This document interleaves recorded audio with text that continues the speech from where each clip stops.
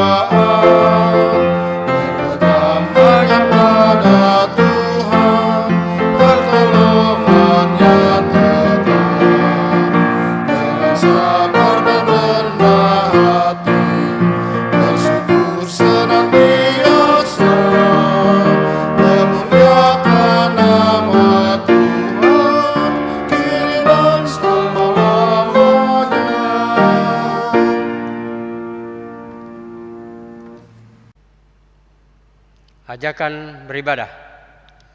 Allah telah memberikan yang terbaik bagi setiap umat ciptaannya. Kita pun dipilih untuk dapat mempersembahkan yang terbaik lewat persekutuan, pelayanan, kesaksian kita. Janganlah khawatir akan hidup di dunia ini, karena Allah sendiri yang menjaminnya. Karena itu, hendaklah kita terus sujud menyembah Allah, takut akan Dia, serta bersyukur dan bersaksi atas kasih yang Ia berikan. Dengan rasa syukur dan sukacita, kita datang beribadah kepada-Nya. Jemaat, mari kita menghadap Allah dengan mengangkat pujian Kidung Jemaat 460 ayat 1 dan 2. Jika jiwaku berdoa.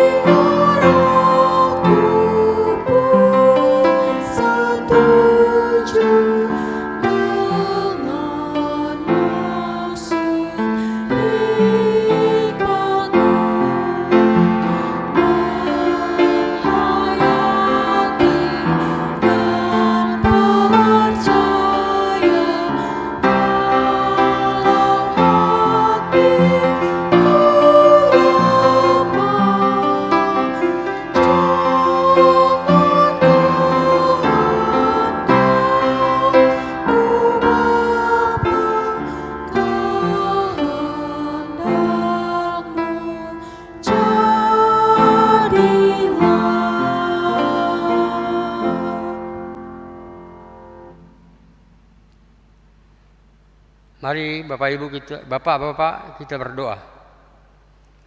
Terima kasih Tuhan, kesempatan yang diberikan kepada kami semua pada kesempatan malam hari ini. Kami boleh lagi ambil bagian ibadah berkat PKB, dan Tuhan berkati kami semua agar kami boleh dilayakkan kepadamu. Secara khusus kami doakan buat hamba Tuhan yang melayani, Tuhan berkati agar dia boleh menyampaikan firman Tuhan yang diberikan kepada kami semua. Terima kasih, ampuni dosa kami ya Tuhan. Amin.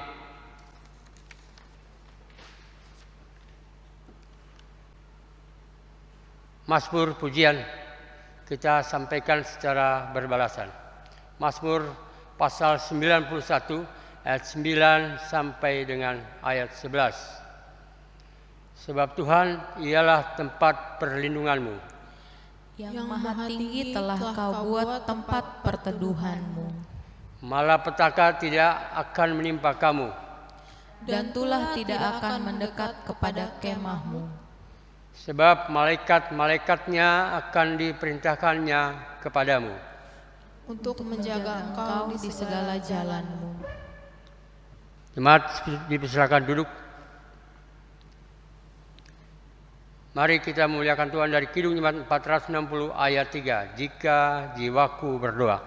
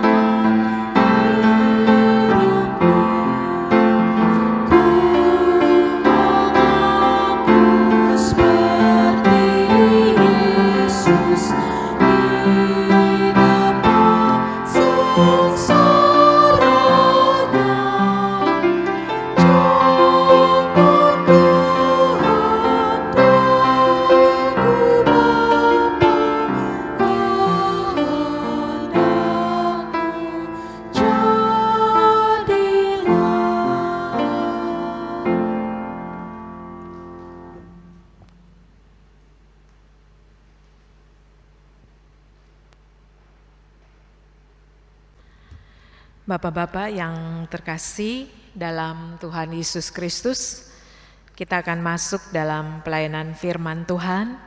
Mari kita siapkan pembacaan Alkitab terambil dari kitab Daniel pasal 5 ayat 1 hingga ayat yang ke-28. Daniel pasal 5 ayat 1 hingga ayat yang ke-28. Mari kita satukan hati, kita mohon bimbingan Roh Kudus dalam pemberitaan firman ini. Kita berdoa. Sebagai bapak-bapak, kami rindu untuk disapa oleh kebenaran firman-Mu.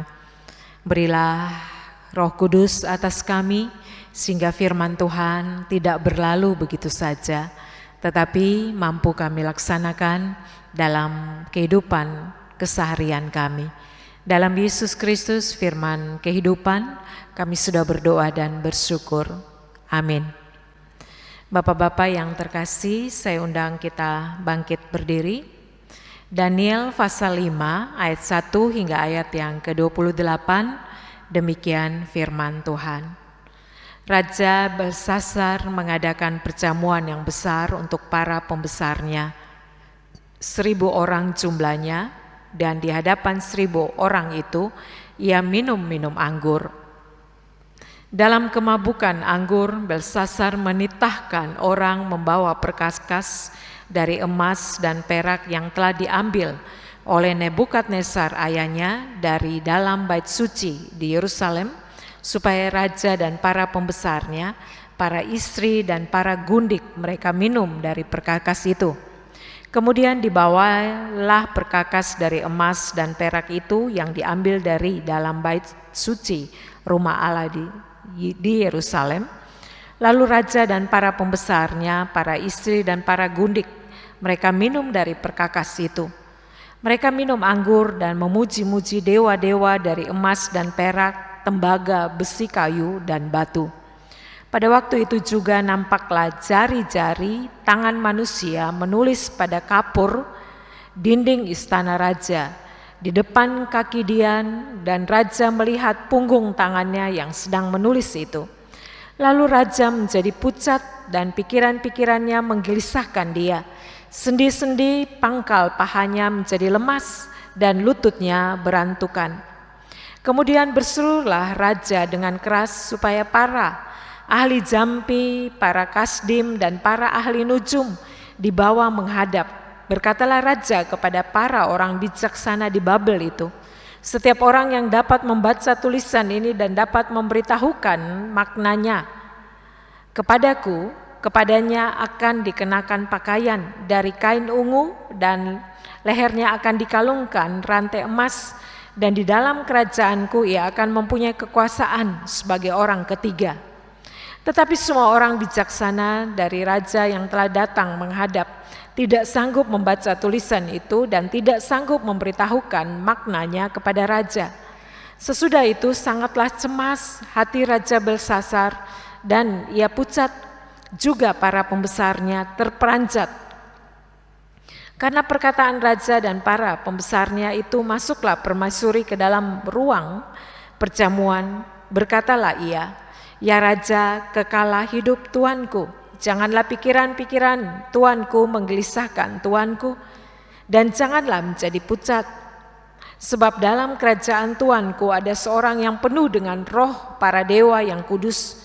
Dalam zaman ayah tuanku terdapat pada orang itu secercah akal budi dan hikmat yang seperti hikmat para dewa. Ia telah diangkat oleh Raja Nebukadnezar, ayah tuanku, menjadi kepala orang-orang berilmu, para ahli jampi, para kasdim, dan para ahli nujum. Karena pada orang itu terdapat roh yang luar biasa dan pengetahuan dan akal budi, sehingga dapat menerangkan mimpi, menyingkapkan hal-hal yang tersembunyi, dan menguraikan kekusutan, yakni pada Daniel yang dinamai Belsasar oleh raja. Baiklah, sekarang Daniel dipanggil dan dia akan memberitahukan maknanya." Lalu dibawalah Daniel menghadap raja. Bertanyalah raja kepada Daniel, "Engkaukah Daniel itu?" Jawab seorang buangan, "Salah seorang buangan yang telah diangkut oleh raja ayahku dari tanah Yehuda. Telah kudengar tentang engkau bahwa engkau penuh dengan roh para dewa, dan bahwa padamu terdapat kecerahan, akal budi, dan hikmat yang luar biasa. Kepadaku telah dibawa orang-orang bijaksana, para ahli jampi, supaya mereka membaca tulisan ini dan memberitahukan maknanya kepadaku.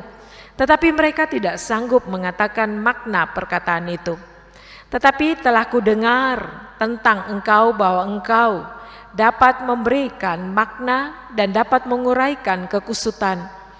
Oleh sebab itu, jika engkau dapat membaca tulisan itu dan dapat memberitahukan maknanya kepadaku, maka kepadamu akan dikenakan pakaian dari kain ungu, dan pada lehermu akan dikalungkan rantai emas, dan dalam kerajaan ini engkau akan mempunyai kekuasaan sebagai orang ketiga." Kemudian Daniel menjawab raja, "Tahanlah hadiah tuanku, berikanlah pemberian tuanku kepada orang lain. Namun demikian aku akan membaca tulisan itu bagi raja dan memberitahukan maknanya kepada tuanku. Ya tuanku raja, Allah yang maha tinggi telah memberikan kekuasaan sebagai raja, kebesaran, kemuliaan, dan keluhuran kepada Nebukadnezar ayah tuanku. Dan oleh karena kebesaran yang telah diberikannya kepadanya itu, maka takut dan gentarlah terhadap dia orang-orang dari segala bangsa, suku bangsa, dan bahasa.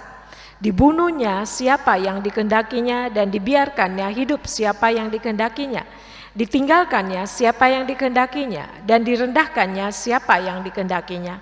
Tetapi ketika ia menjadi tinggi hati dan keras kepala, sehingga berlaku terlalu angkuh, maka ia dijatuhkan dari tahta kerajaannya dan kemuliaannya diambil daripadanya. Ia dihalau dari antara manusia dan hatinya menjadi sama seperti hati binatang, dan tempat tinggalnya di antara keledai hutan. Kepadanya diberikan makanan rumput seperti kepada lembu, dan tubuhnya basah oleh embun dari langit, sampai ia mengakui bahwa Allah yang maha tinggi kuasa atas kerajaan manusia dan mengangkat siapa yang dikehendakinya untuk kedudukan itu. Tetapi tuanku Belsasar anaknya tidak merendahkan diri, walaupun tuanku mengetahui semuanya itu. Tuanku meninggikan diri terhadap yang berkuasa di sorga. Perkakas dari baitnya dibawa orang kepada tuanku, lalu tuanku serta para pembesar tuanku, para istri dan para gundik tuanku telah minum anggur dari perkakas itu. Tuanku telah memuji-muji dewa dari perkakas dan emas dari tembaga, besi kayu dan batu, yang tidak dapat melihat atau mendengar atau mengetahui. Dan tidak tuanku muliakan Allah yang menggenggam napas tuanku dan menentukan segala jalanku. Sebab itu ia menyuruh punggung tangan itu dan dituliskannya tulisan ini. Maka inilah tulisan yang tertulis itu, Mene Mene Tekel Ufarsim. Dan inilah makna perkataan itu. Mene, masa pemerintahan tuanku dihitung oleh Allah dan telah diakhiri. Tekel, tuanku ditimbang dengan neraca dan didapati terlalu ringan. Peres, kerajaan tuanku dipecah dan diberikan kepada orang Media dan Persia. Demikian firman Tuhan. Yang berbahagia adalah mereka yang mendengarkan firman Tuhan dan yang memeliharanya. Haleluya.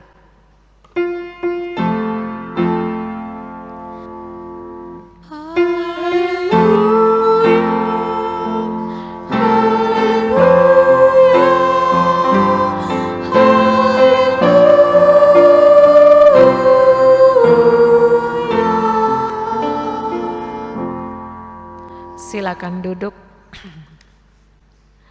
Bapak-bapak yang terkasih dalam Tuhan Yesus Kristus, pembacaan kita ini cukup panjang, tetapi kalau kita baca secara baik-baik kita dapat memahami, mengerti, dan semoga kita juga dapat melakukannya dalam perjalanan kehidupan kita. Bapak-bapak yang terkasih, saya mau katakan bahwa kesombongan adalah penyakit yang sering menghinggapi semua orang, termasuk saudara dan saya, termasuk bapak-bapak di rumah. Pasti ada benih-benih kesombongan. Kesombongan itu mau dikatakan bahwa kadang kita sadar, kadang juga tidak sadari, tetapi bisa saja itu sudah menjadi kehidupan keseharian kita. Kalau tidak sombong, sepertinya kita tidak berarti, sehingga kita sering dengan sadar kita menghadirkan sikap sombong. Bapak-bapak yang terkasih, perlu kita sadari bersama bahwa ternyata kesombongan itu punya tingkatan-tingkatan. Tingkatan yang pertama itu kesombongan karena faktor materi atau penampilan. Kita merasa lebih kaya, kita merasa lebih cantik, kita merasa lebih ganteng. Itu kesombongan tingkat pertama. Ya, bapak-bapak bisa koreksi sendiri kalau sekarang rasa lebih ganteng, lebih kuat, lebih kaya. Itu kesombongan tingkat pertama. Tingkat kedua disebabkan faktor kecerdasan.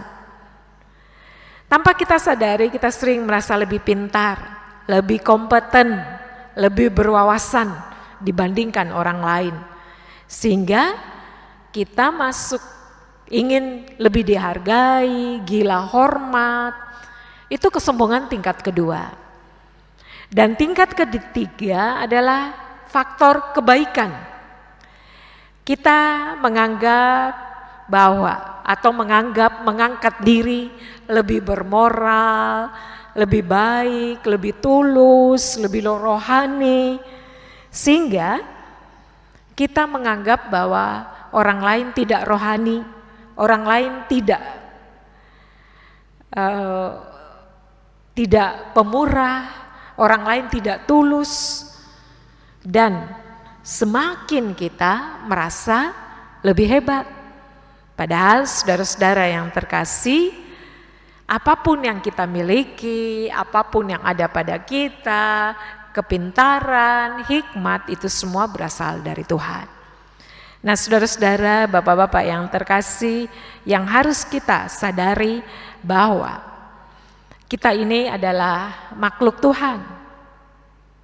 Maka dengan kesadaran ini kita tahu bahwa kita harus mengabdi kepada pencipta kita. Lalu kita juga harus menyadari apapun yang kita lakukan, kebaikan, kemurahan kita, itu kan demi diri kita. Bayangkan saja kalau kita tidak murah hati, berarti kita tidak manusiawi. Karena Tuhan mau apa yang kita punyai, kita harus menjadi saluran berkat. Bukankah ketika kita memberi, kita mendapat sukacita? Jadi apapun yang kita lakukan, yang diminta oleh Tuhan, itu sebenarnya untuk kepentingan kita sendiri. Dan saudara-saudara, ingatlah juga akan Tuhan, bahwa anugerah yang Dia berikan, bakat, kemampuan, Dia percayakan bagi kita supaya kita menjadi berkat bagi sesama kita. Nah, dari sini kita kembali dalam pembacaan kita. Daniel ini, arti dari nama Daniel itu Allah adalah hakimku. Daniel adalah seorang pemuda yang brilian. Nama Babelnya itu Belsasar, yang artinya dewa melindungi raja.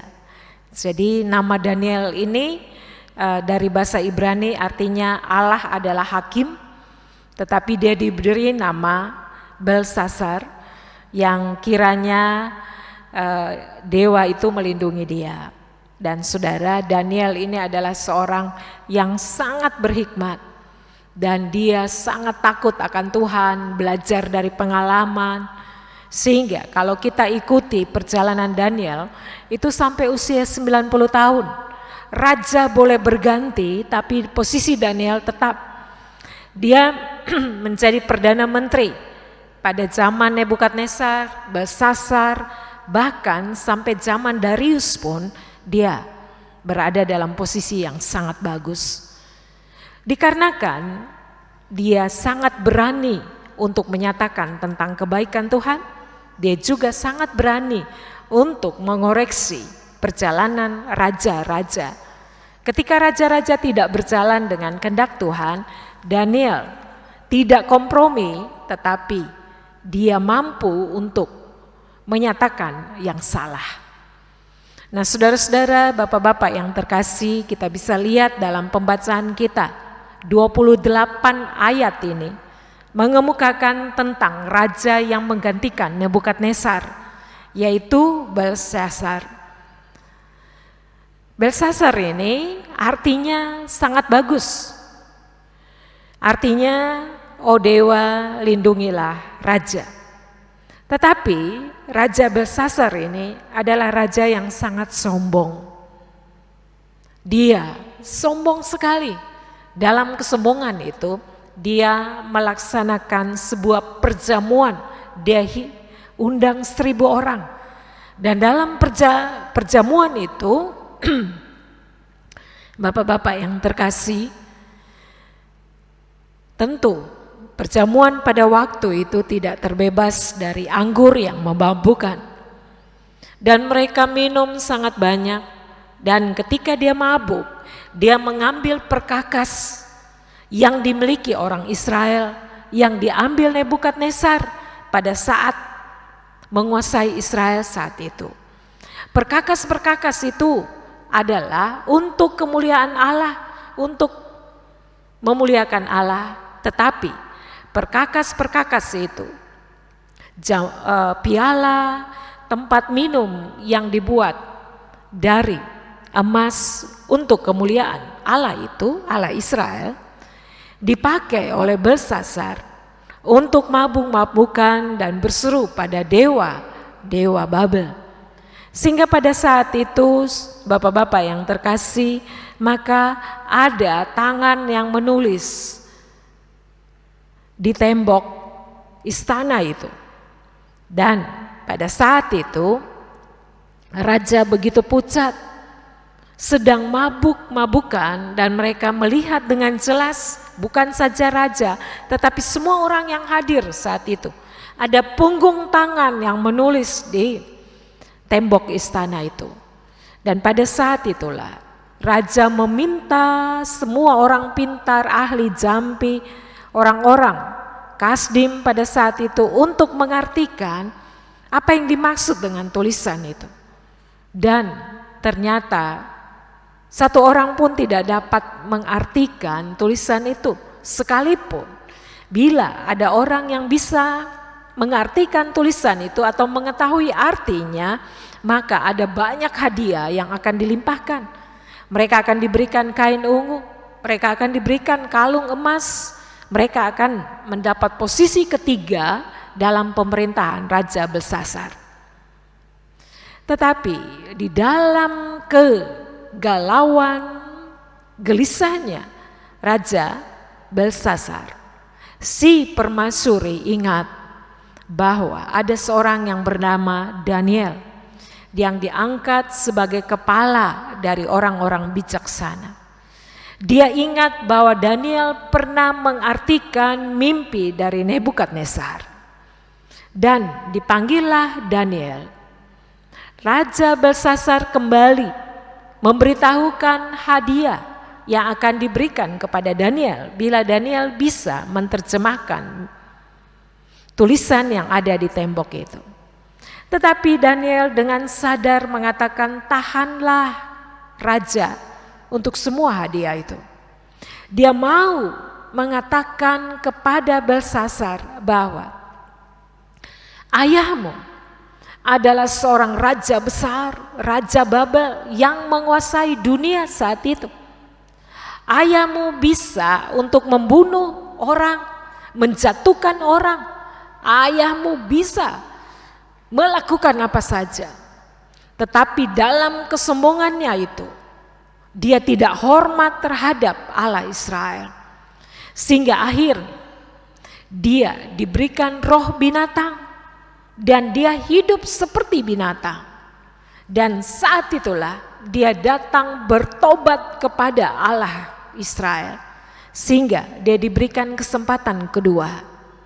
Dan sekarang engkau anaknya, seharusnya engkau belajar dari apa yang terjadi dalam diri ayah. Mengapa engkau mengambil perkakas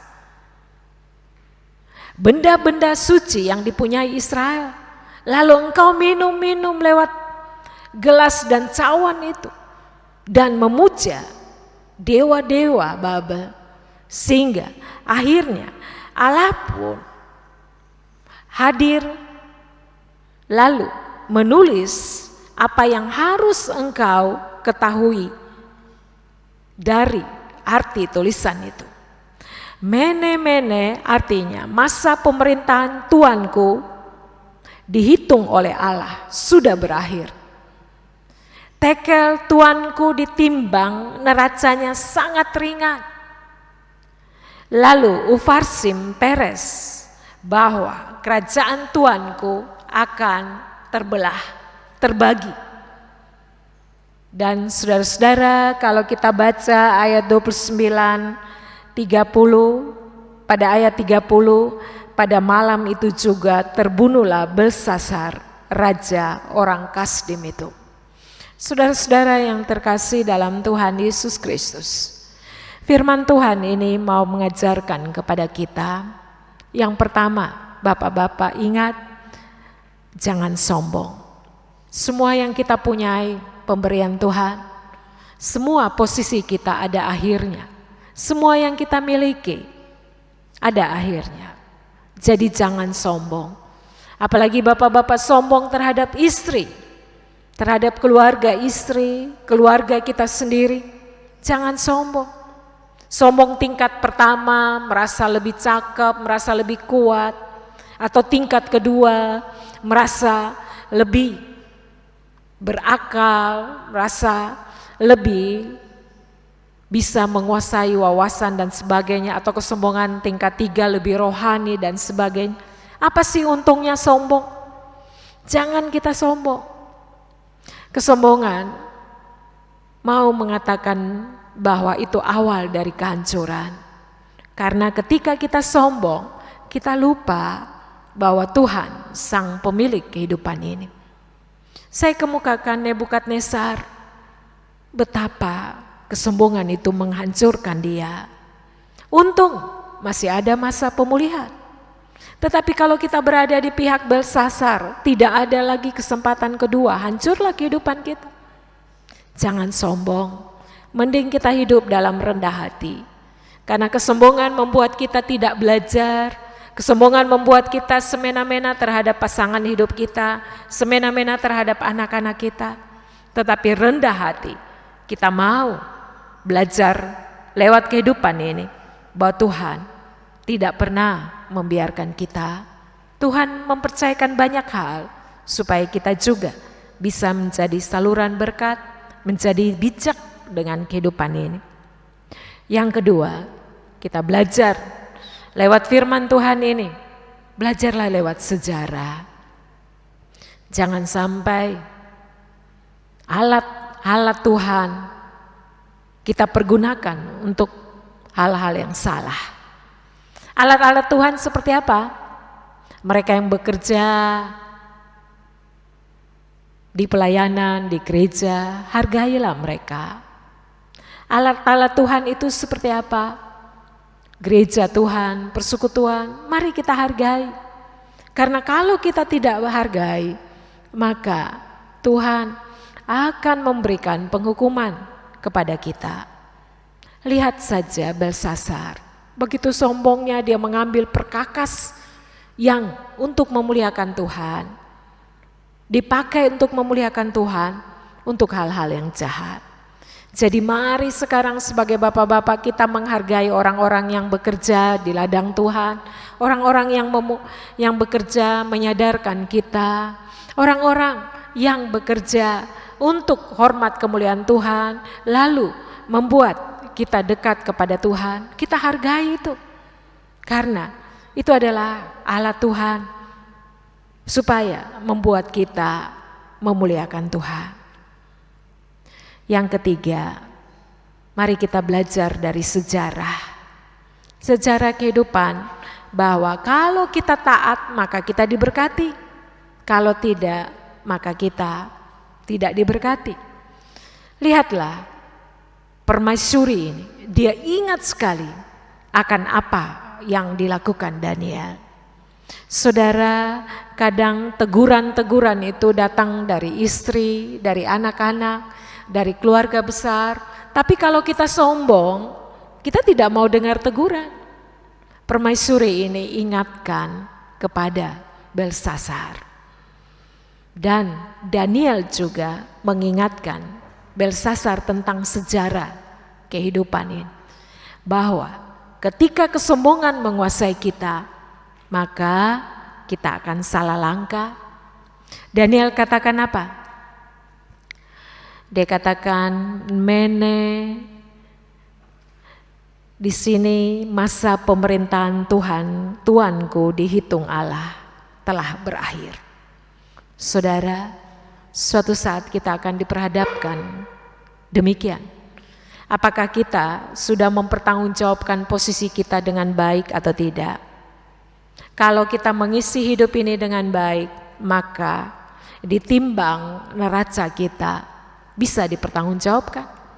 Tetapi apa yang dibuat Belsasar, ditimbang sangat ringan. Dia tidak buat apa-apa, tidak bermakna apa-apa, sehingga akhirnya dia patut untuk menerima hukuman. Lalu dengan kehidupannya yang salah ini, maka terjadilah kekacauan. Pemerintahan bangsa itu terbagi dua. Dan yang terakhir, firman Tuhan ini mau mengajarkan kepada kita belajar dari Daniel. Daniel tidak silau terhadap hadiah-hadiah. Dia tidak silau terhadap pemberian raja, tetapi dia mau berbicara tentang kebenaran. Sehingga dia ingatkan Belsasar bahwa kesombongan Tuhan, sehingga Tuhan harus berhadapan dengan kehancuran. Biarlah kita sebagai bapak-bapak, kita mau memahami akan kebenaran firman Tuhan, sehingga kita mau hidup di dalam kehidupan yang rendah hati, belajar dari pengalaman, menghargai orang-orang yang melayani di sekitar kita, menghargai juga istri yang mungkin kadang mengingatkan kita, dan juga jangan terlampau silau dengan harta benda, karena semua itu pemberian Tuhan. Yang harus kita sembah adalah Tuhan sendiri. Biarlah firman Tuhan ini memberikan kekuatan bagi kita sebagai bapak-bapak. Amin.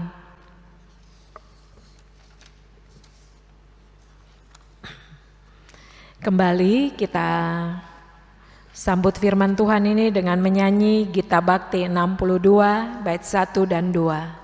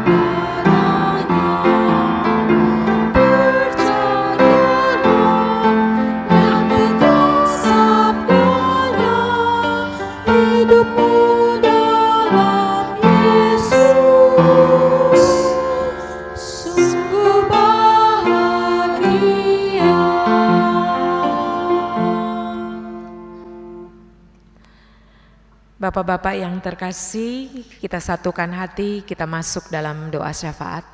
Mari kita berdoa. Terima kasih banyak Tuhan Yesus atas kebenaran firman. Biarlah kami terus belajar lewat pengalaman-pengalaman kehidupan ini, bahwa perjalanan hidup ini Tuhan sertai, Tuhan tidak pernah membiarkan kami. Tuhan senantiasa memberkati, mempercayakan banyak hal-hal hebat untuk kami jalani.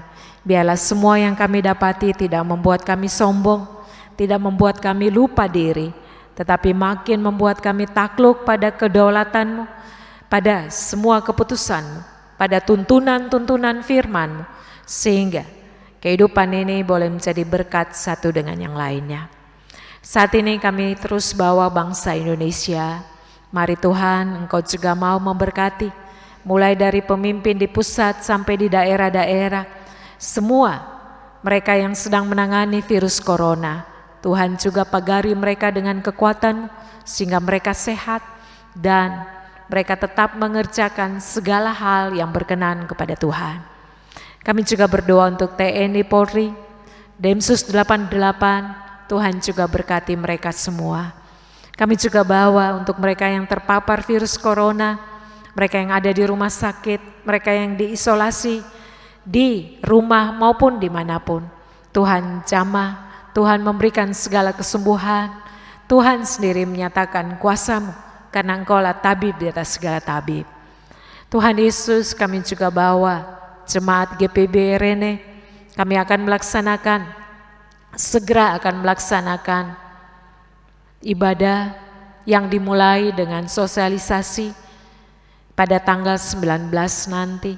Tuhan sendiri campur tangan, berilah kesehatan yang prima sehingga semuanya boleh berjalan dengan baik. Dan Engkau berkati orang tua lanjut usia.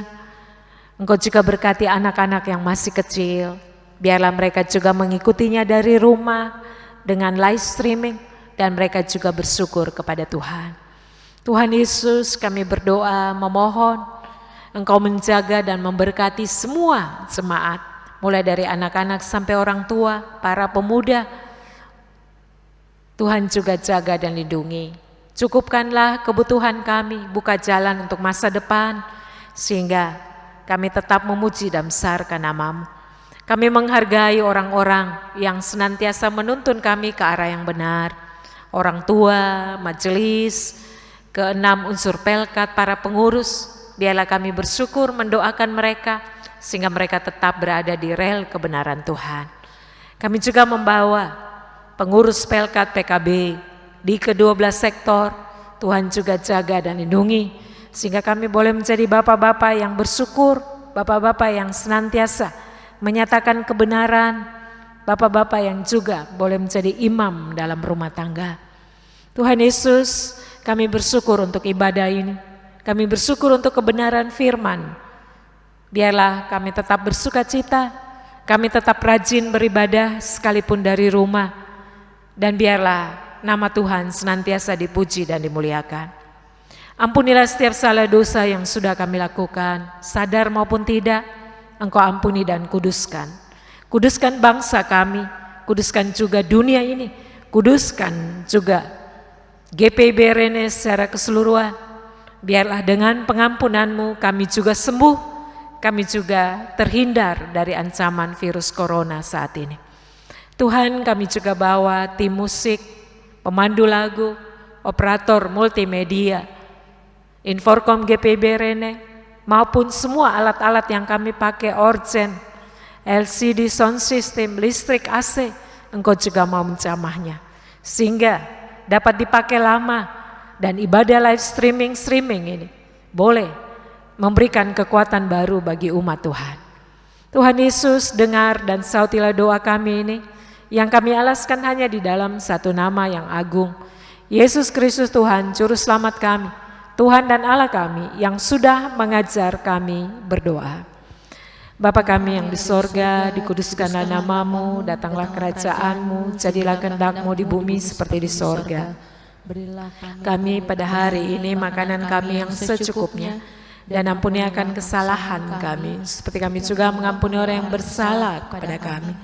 Dan janganlah membawa kami ke dalam pencobaan, tetapi lepaskanlah kami daripada yang jahat.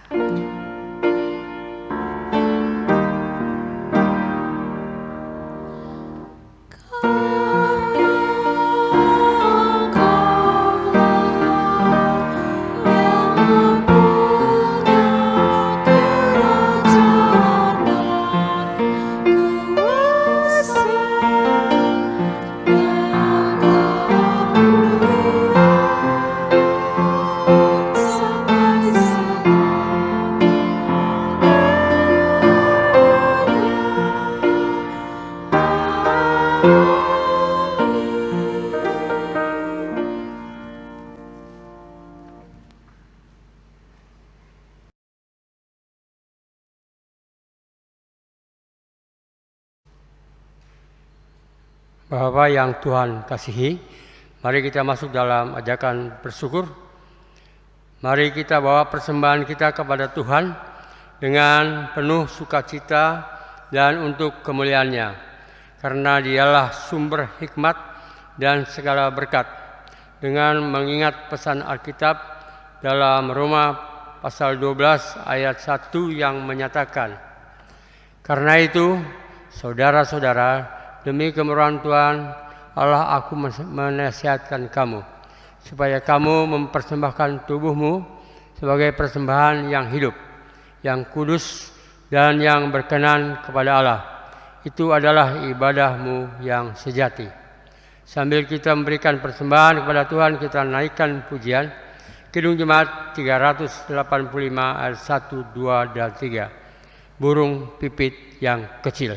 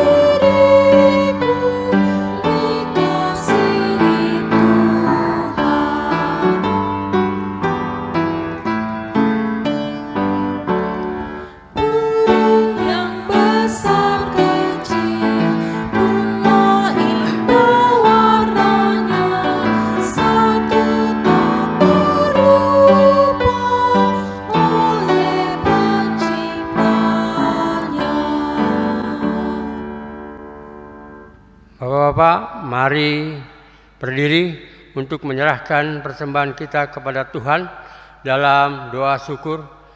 Mari kita berdoa. Terima kasih firman Tuhan yang sudah kami dengar, yang sudah memberikan kami kekuatan sampai saat ini. Biarlah apa yang kami dengar melalui firman Tuhan menjadikan kekuatan, dan kami tetap melakukan apa yang harus kami lakukan dan selalu hidup kepada Tuhan, takut kepada Tuhan, dan selalu melakukan apa yang Tuhan kehendaki. Kami sudah memberikan persembahan, Tuhan berkati apa yang kami berikan, menjadikan berkat bagi pelayanan di dalam hidup berjemaat kami. Inilah doa harapan kami, terpujilah Kristus. Amin.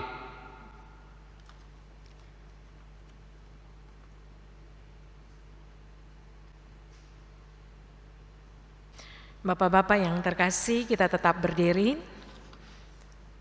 Pulanglah dalam damai sejahtera Tuhan dan jadilah pelaku firman Tuhan di kehidupan kita sehari-hari. Mari kita menyanyi nyanyian pengutusan Kidung Jemaat 400 bait 1 dan 2.